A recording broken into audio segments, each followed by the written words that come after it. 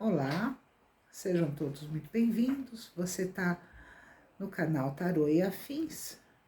Meu nome é Júlia Sanches e hoje a gente vai fazer uma análise sobre um oráculo totalmente diferente, tá?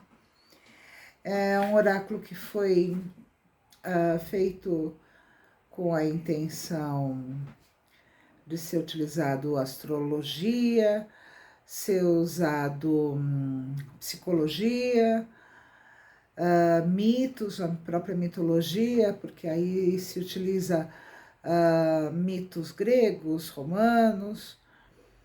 O nome desse oráculo é Símbolo e ele é um oráculo de 78 cartas, apesar de ter a mesma quantidade de cartas que o tarô.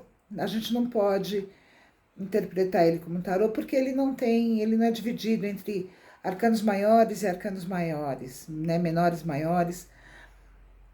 Ele tem uma estrutura diferente aí, tá? E é um oráculo bem interessante para quem trabalha com os oráculos, com tarôs voltados a psicanálise, voltados ao conhecimento do ser humano, da psique humana, por conta da simbologia toda dele, tá? Ele fala um pouco sobre cenas do cotidiano, e é bem interessante. O nome das cartas são diferentes também, então vale a pena procurar um pouco mais de informação sobre esse oráculo, tá? E a carta que saiu hoje pra gente é a carta da culpa, né? O sentimento difícil esse, né? Quem que nunca sentiu culpa, quem que nunca teve uma sensação de que foi por um caminho errado, né? E essa carta específica, ela vem regida por Áries e por Virgem, né? Que são símbolos aqui, Áries e Virgem. E pelos planetas desses signos, que seria Marte e Mercúrio, tá?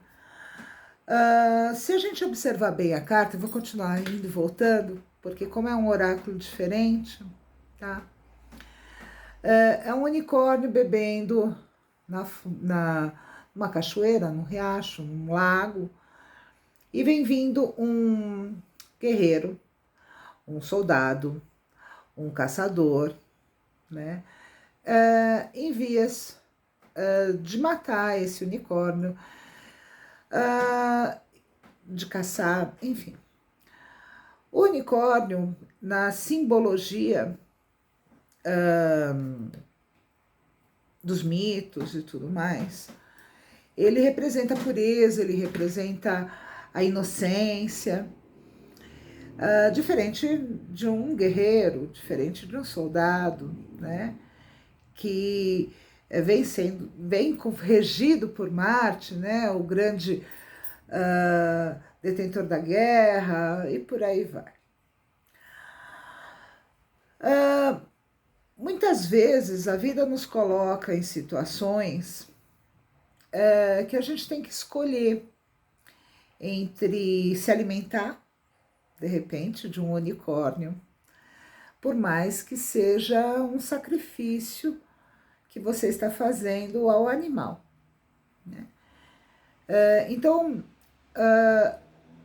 mesmo esse guerreiro precisando se alimentar, ele pode desenvolver uma culpa por ter matado, por ter sacrificado aquele ser puro.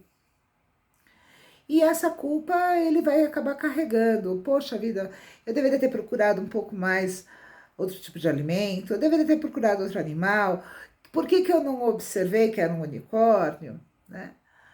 E aí ele carrega essa culpa para o resto da vida. Se a gente olhar isso dentro do nosso dia a dia, né? Quantas e quantas vezes a gente sacrifica coisas, pessoas, situações que nem precisavam ter sido sacrificadas, e aí essa culpa a gente acaba carregando para o resto da vida, né? A gente acaba se sentindo responsável por aquilo.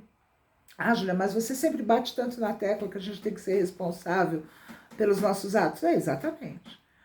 Né? Responsável, não se sentir culpado. Existe uma diferença entre responsabilidade e culpabilidade. Né? Que tipo de intenção você dá nos seus atos? Né? Então, a gente encontra dentro do setting, dentro do consultório, dentro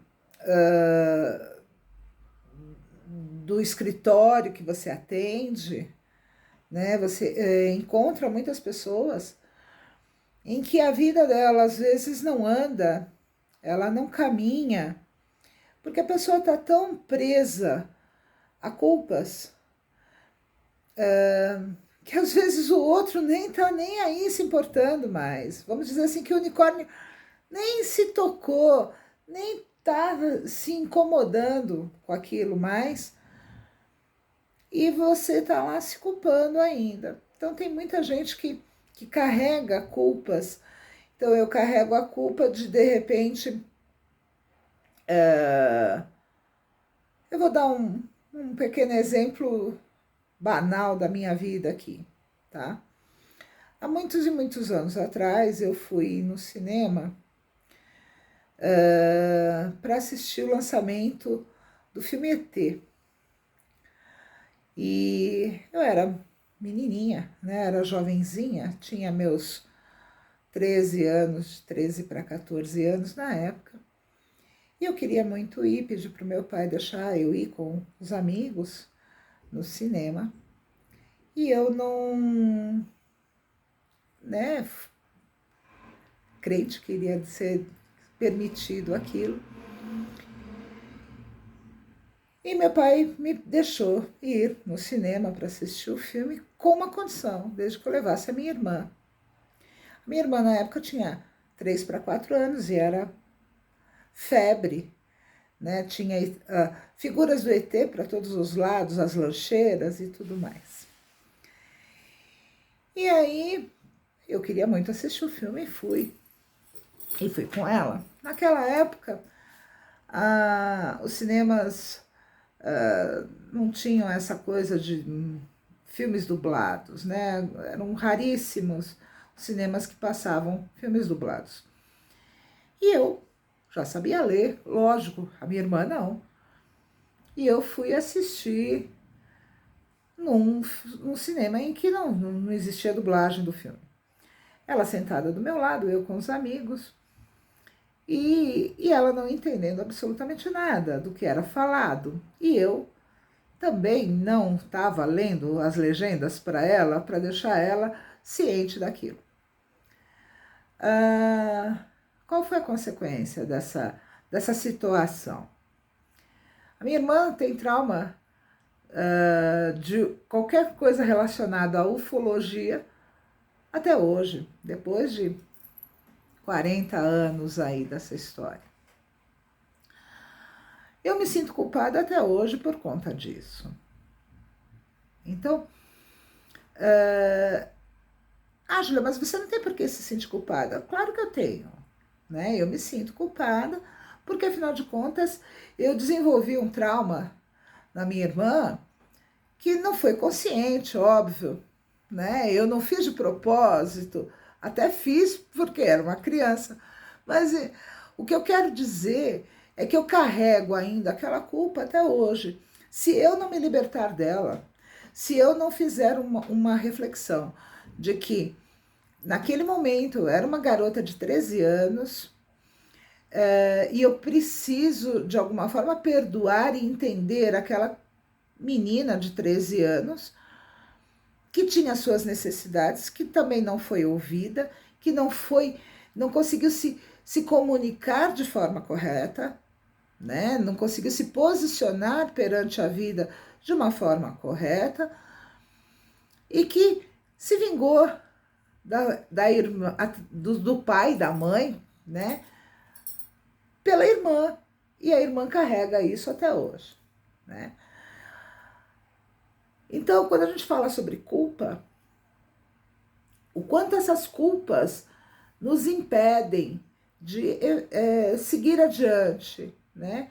Então, aquela culpa do cinema, eu ainda carrego em outros momentos da minha vida, não com a minha irmã mais especificamente, mas eu me culpo de repente quando eu sou convidada para fazer alguma coisa pelo meu marido e eu exijo que seja feito da forma que eu quero, né? Então eu acabo, nossa, mas se eu tivesse feito, talvez hoje ele não estaria com essa cara, ele teria aceito melhor, ele estaria de melhor humor.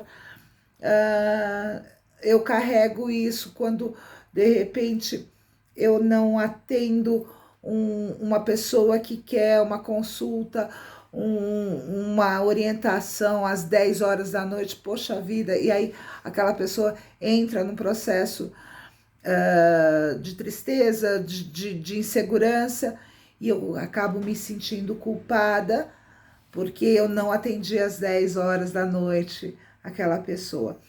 Ou seja, quando você não faz uma análise melhor daquelas situações que você está vivendo, por que você está se sentindo culpado, essa situação de culpa realmente é algo que você armou ou são condições da vida em que você precisa lidar com frustrações, tanto você quanto os outros que estão à sua volta. Tudo na vida da gente é aprendizado, inclusive a culpa, né? Então, algo para ser refletido. Que ponto você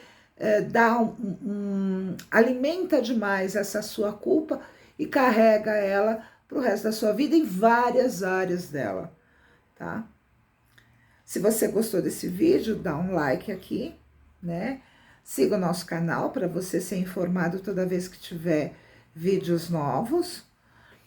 E eu vou deixar aqui embaixo na descrição o nome do oráculo, a editora, quem que faz esse oráculo e as minhas redes sociais para quem quiser marcar um horário comigo para a gente poder falar um pouco mais sobre culpas.